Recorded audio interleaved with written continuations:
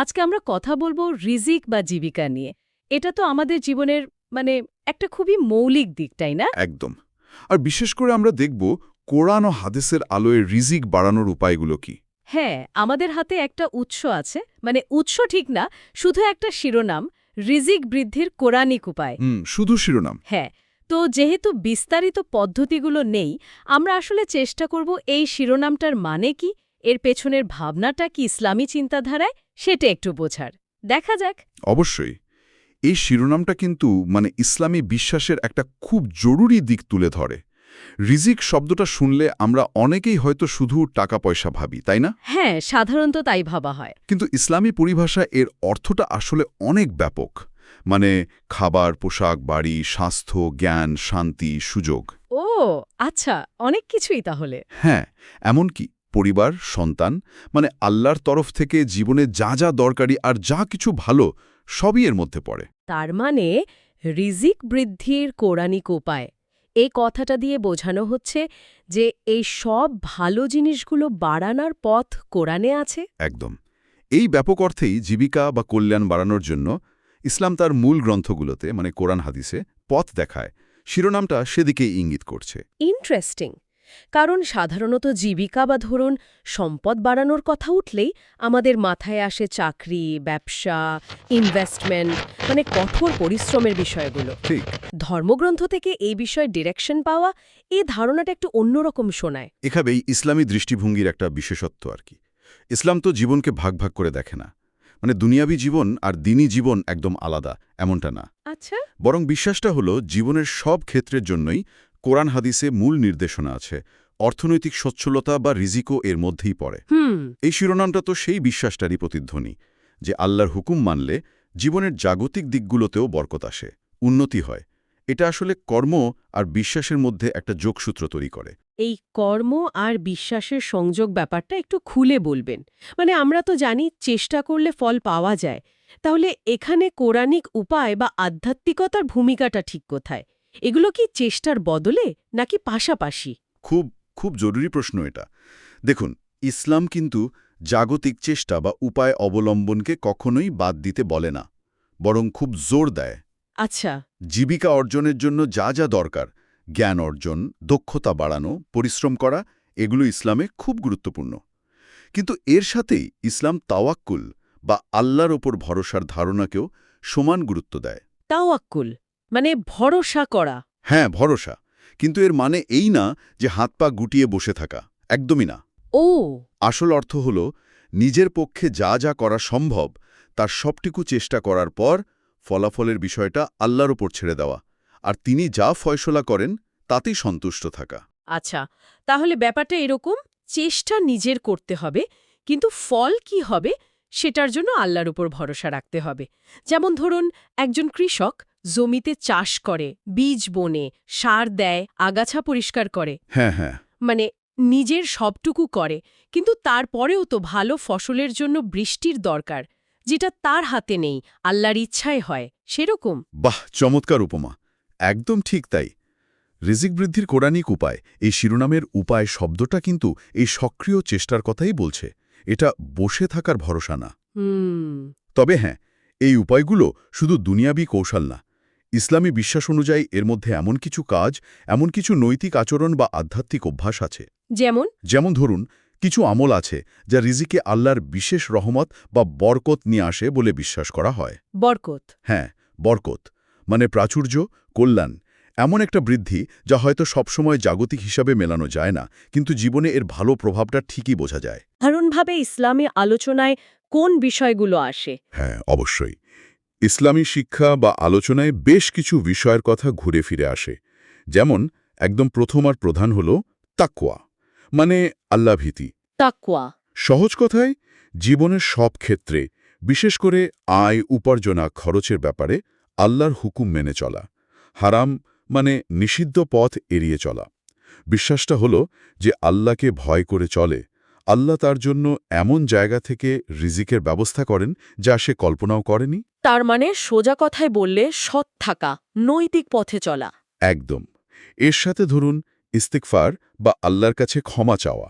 ক্ষমা চাওয়া। হ্যাঁ, কোরআনে ইঙ্গিত আছে যে পাপ থেকে ক্ষমা চাইলে রিজিকের দরজা খুলে যায়। মানে ধারণাটা এমন যে পাপ হয়তো মানুষের জীবনে একটা বাধা বা সংকীর্ণতা নিয়ে আসে, আর ক্ষমা চাইলে সেই বাধাটা দূর হয়। আচ্ছা, ইন্টারেস্টিং।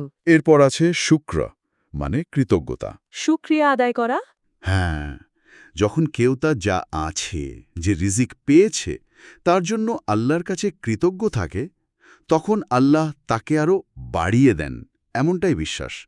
আর এটা শুধু মুখে বলা আলহামদুলিল্লাহ না, বরং অন্তর থেকে অনুভব করা এবং সেই অনুযায়ী জীবন চালানো।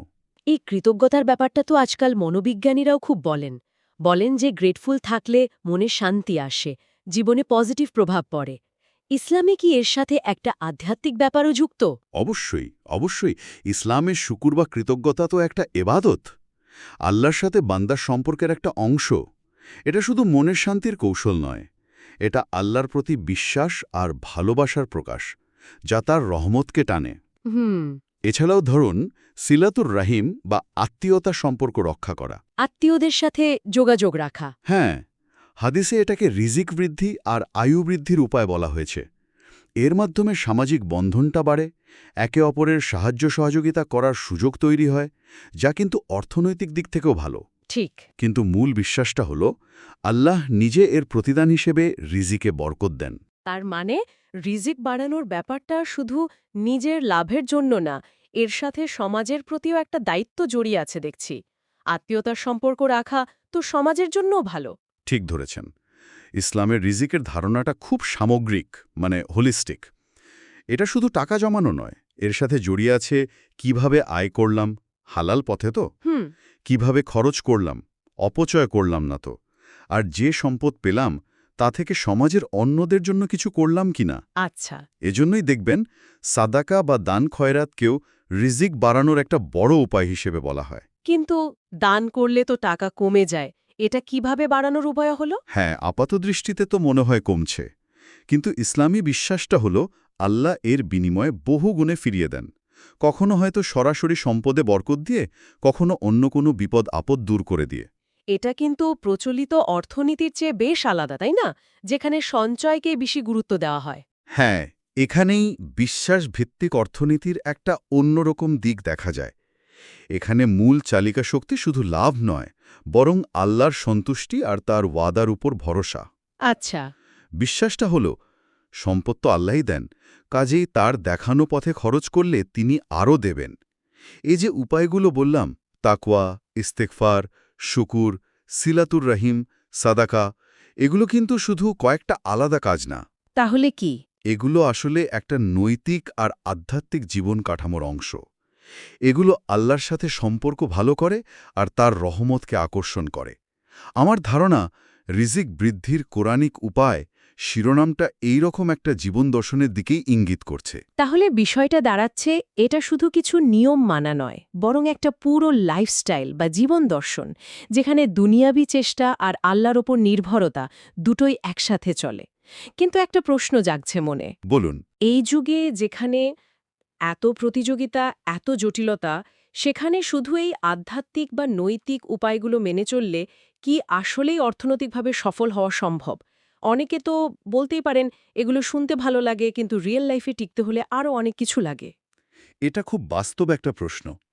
আগেই যেমন বলছিলাম, ইসলাম কিন্তু দুনিয়াবি উপায়গুলোকে, মানে শিক্ষা, দক্ষতা, পরিশ্রম, পরিকল্পনা, এগুলোর গুরুত্ব একটুও কমায় না। হুম। কোরআনিক উপায়গুলো জাগতিক চেষ্টার বিকল্প নয়, বরং এগুলো হলো পরিপূরক আর পথনির্দেশক। পরিপূরক কিভাবে? মানে ইসলাম বলছে, যখন আপনার জাগতিক চেষ্টার সাথে এই নৈতিক আর আধ্যাত্মিক ভিত্তিটা যুক্ত হবে, তখন আপনার সেই চেষ্টায় আল্লাহর সাহায্য আর বরকত যোগ হবে। বরকত।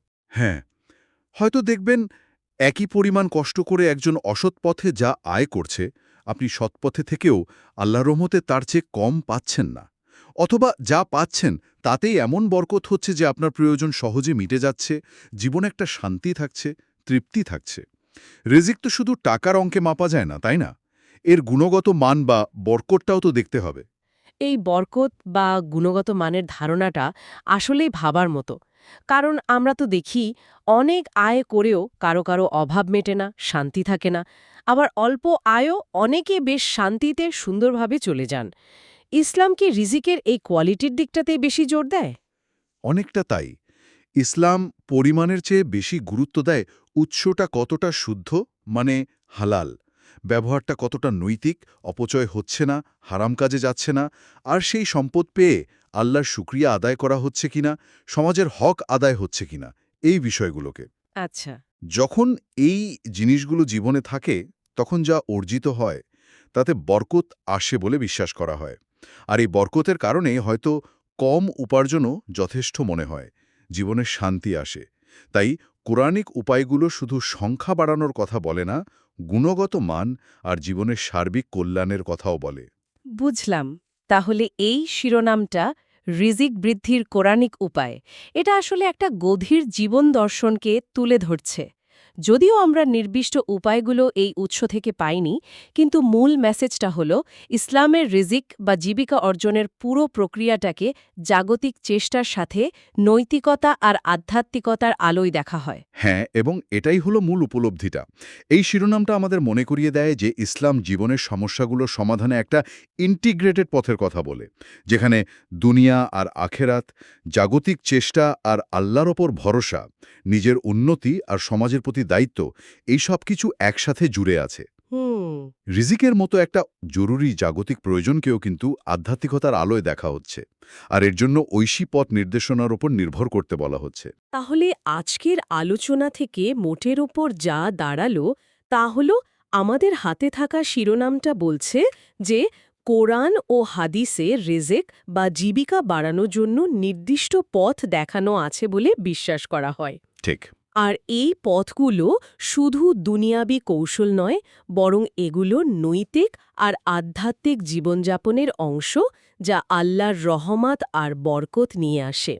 এর মধ্যে তাকওয়া, ইস্তেগফার, শুকর, আত্মীয়তা রক্ষা, দান খয়রাত এই বিষয়গুলো পড়ে, যা জাগতিক চেষ্টার পাশাপাশি করতে হয়। একদম। আর এই আলোচনাটা শেষ পর্যন্ত আমাদের একটা খুব মৌলিক প্রশ্নের সামনে এনে দাঁড় করায়, তাই না? কি রকম? যে জাগতিক প্রচেষ্টা আর আল্লাহর উপর নির্ভরশীলতা, এই দুটোর মধ্যে সঠিক ভারসাম্যটা ঠিক কোথায়?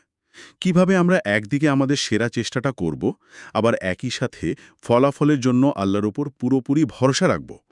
কিভাবে আমরা এই নৈতিক আর আধ্যাত্মিক দিকগুলোকে আমাদের প্রতিদিনের অর্থনৈতিক কাজের সাথে মেলাতে পারি? হ্যাঁ, এটা আসলেই একটা বড় প্রশ্ন। রিজিক বৃদ্ধির কোরআনিক উপায়, এই ধারণাটা আসলে আমাদের সেই ভারসাম্যটা খুঁজে পাওয়ার দিকেই ডাকছে। আর এই ভারসাম্য খুঁজে পাওয়াটাই নয়তো আজকের এই জটিল পৃথিবীতে একজন বিশ্বাসীর জন্য সবচেয়ে বড় চ্যালেঞ্জ, আবার হতে পারে সবচেয়ে বড় প্রাপ্তিও। এই চিন্তাটা কিন্তু আরও জানার আগ্রহ তৈরি করে যে উপায়গুলো আসলে বিস্তারিতভাবে কি, আর আজকের দিনে সেগুলোকে কিভাবে প্রাসঙ্গিকভাবে কাজে লাগানো যেতে পারে।